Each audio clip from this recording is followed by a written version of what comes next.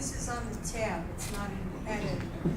I'm sorry? This is inside the account, it's not in edit.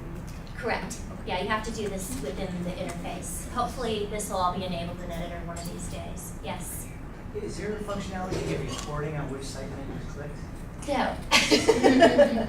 So what we've done is in the destination, so you've got your main destination URL that's going to display on the ad, and then each link is going to have its own destination. And so you can't see it here, but at the end of the destination URL, we put a little tracking tag, and it's just something that we're doing.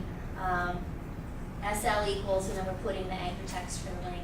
So what you can do then is run a URL report, and you'll see it there. I don't know why that's not part of the reporting yet, but it isn't. Hopefully that will be soon. Any questions on this? So our experience so far with site links, especially for branded campaigns and e-commerce clients, looking at the click-through rates, they're 2 to 4 percentage points higher than the click-through rate we were experiencing on just a generic text headline. Interestingly, what we were also finding was that when I looked at the buyer or the user behavior in analytics, associated with this traffic are fewer page views and less time on site. So I got kind of nervous, but then I looked at conversion rate, and conversion rate was up. So my conclusion is we're getting people, they're not bopping around the site trying to find what they want. And this client site is very, very extensive. They have dozens and dozens of products. So we're getting them right to exactly that type of product they're looking for. They're finding it quickly, they're making their purchase, and they're on their way. So I thought that was pretty interesting. And again, as I said before, you just run a URL report. Has everybody turned off auto tagging? Or are you doing manual tagging still for Google, the UTM tags? No? Okay. You should have all the new capability that's coming into analytics that's pulling in more and more rich data from AdWords. Pretty soon you don't even need to go into AdWords to do any kind of data checking. You can pretty much see everything you need in analytics. You want to make sure you have auto tagging enabled. That's going to pull in all your cost data and put in a lot more. Hopefully that's, I think, coming in the next couple of weeks as well. So as I said, we have auto tagging on, but then we put a little unique tag on that passes the click on that site link through to the URL report. Okay, so that's site links. You may have clients, or maybe in your own account you haven't seen that yet. Hopefully that's coming. What you probably will all see is ad extensions. Ad extensions is really, really powerful. Ad extensions works for e-commerce clients, and what it's doing is it's pulling data out of a data feed that you send to Google. You have a Google Merchant Center.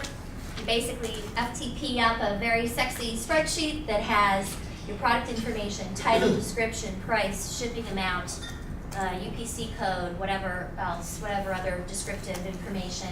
And that will feed PPC, and it will feed organic. And I'm going to show you some examples of that.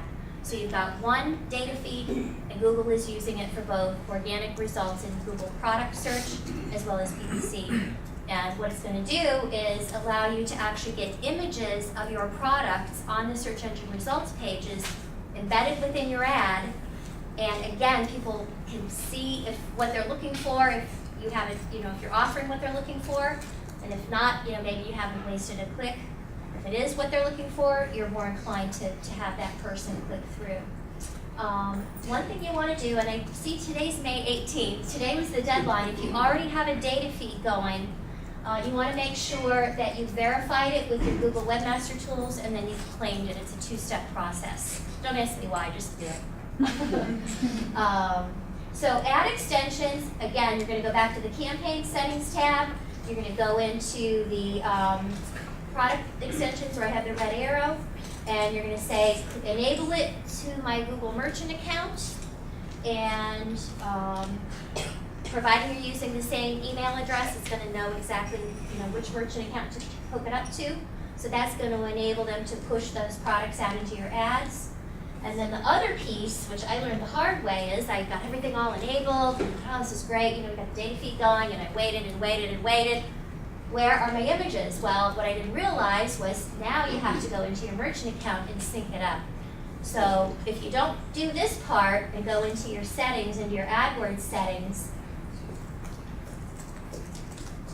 and you have to put your AdWords customer ID in there, that's the final step.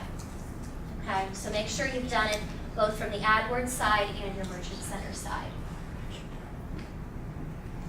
And then what happens is, it might take a couple of days. My experience is, it took a couple days for these to start showing up.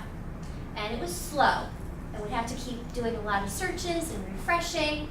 And then once they got traction, boy, they have really taken off for both of my clients that are using the ad extensions. So what happens is, somebody searches Bearcat police scanners, and there's the client's ad in position 3 by the red arrow, and they've got the handy little plus box beneath them. And when you click on the plus box, it now shows up to 6 images of their products, whatever is relevant to that query. So these happen to all happen to be different models of Bearcat scanners. This particular client has really good organic rank for a lot of their really high power terms. And for Bearcat police scanners, they have, as you can see, #1 organic rank. So a lot of times what we do is we bid this down, and this is kind of their sweet spot over here. We look at, analyze each keyword and in analytics and see has the best metrics for conversion rate, time on site, page views, conversion rate, I guess I said conversion rate, and so on, and position them to here. So now what you're seeing is typically when the site or when the ad extension is presented down here on the side, it's usually going to be 4 products, and again, they're highly relevant. It might be 1, it might be 2. What I love about it is here you can see with this client, one data feed again is feeding their PPC, and this is them. This is their Google product search right here. So it's the same image, same product. So it's pretty powerful. So they've got #1 organic rank, they're in the product results, and they've got PPC. So very, very powerful stuff. And then because of their organic rank and because they have good placement in the product feed, it allows us to bid down their PPC a little bit. This particular client gets a lot of queries on specific models, not just a brand, but the actual model.